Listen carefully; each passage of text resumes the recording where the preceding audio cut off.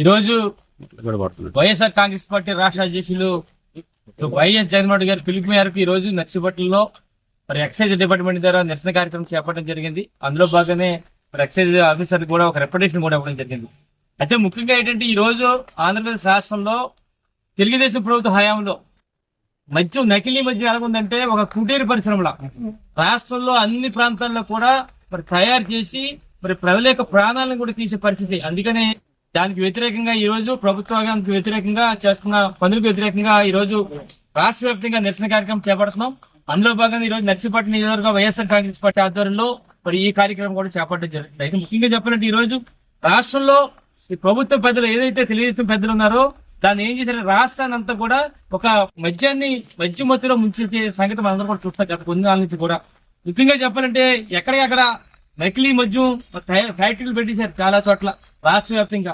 కల్తీ మంది తయారు చేయడం, ప్రజల ప్రాణాలను ప్రాణంగా పెట్టి కోట్లాది రూపాయలు మరి ఈ మధ్య కాలంలో గడిస్తున్న సంగతి చూసాం.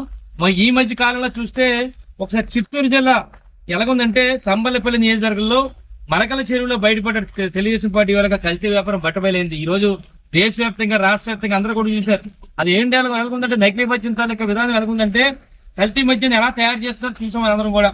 దానికి ముడి సరుకుని ఎలా తెచ్చుకుంటారో చూసాం. అలాగే కల్తీ మద్యం బాటిల్ని ఎలా తయారు చేస్తున్నారో చూపించారు. అలాగే వాటి లేబుల్ని కూడా ఎలా తయారు చేయాలో చూసాం.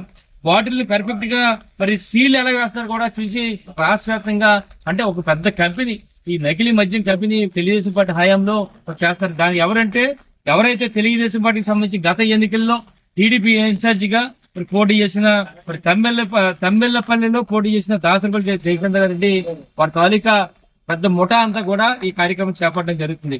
అయితే ముఖ్యంగా ఏంటంటే ఈరోజు ఏంటంటే వీరందరూ కూడా ముఠా అంతా కూడా ఏంటంటే నకిలీ మద్యం తయారు చేసి రాష్ట్రంలో ఉన్న తెలుగుదేశం పార్టీకి సంబంధించిన ఎవరైతే మరి ఈ చేతుల్లో లెక్కర్ షాపులు ఉన్నాయో లెక్కర్ షాపులు అందరూ కూడా ఈ నకిలీ మద్యం చేపట్టడం జరుగుతుంది, పంపిణీ చేయడం జరుగుతుంది. ముఖ్యంగా మన నర్సీపట్నంలో కూడా ఎవరైతే ఈ ఎవరి చేతుల్లో లెక్కర్ షాపులు ఉన్నాయో అన్ని కూడా తెలుగుదేశం పార్టీ వాళ్ళు. నాకు తెలిసి ఇక్కడికే కూడా ఆ ఈ నకిలీ మద్యం అంతా కూడా నర్సీపట్నం నియోజకవర్గం అంతా కూడా వ్యాపించి ఉందన్న సంగతి మాకు అనుమానంగా ఉంది. ఎందుకంటే అంటే రాష్ట్ర వ్యాప్తంగా చేస్తున్నారు. ఎక్కడో తంబెల్లపల్లి ఉంది, చిత్తూరు జిల్లా నుంచి అటుపక్క నుంచి కూడా వస్తున్నారు కనుక మన ప్రాంతం కూడా అంటే మన ప్రాంతంలో ఉన్న ఎవరైతే ఈ లెక్కర్ షాపులు ఉన్నాయో తెలుగుదేశం పార్టీ వాళ్ళు కనుక వాళ్ళకి కూడా ఈ నకిలీ మద్యం వచ్చిన సంగతి మాకు తెలియవచ్చింది. అయితే ముఖ్యంగా చెప్పాలంటే ఈ రాష్ట్ర వ్యాప్తంగా ఈ సంవత్సరాల కాలంలో సుమారుగా పాలకొల్లులో మరి బ్రహ్మాండమైన కలిపి మరి నకిలీ మద్యం ఏదైతే తయారు చేస్తారో పట్టుబడ్డది ఈ మధ్య కాలంలో. అలాగే అమలాపురంలో పట్టుబడ్డది, అలాగే అచ్యుతాపురంలో పట్టుబడ్డది. అయితే ముఖ్యంగా చెప్పినట్టు ఏలూరులో కూడా పట్టుబడ్డది.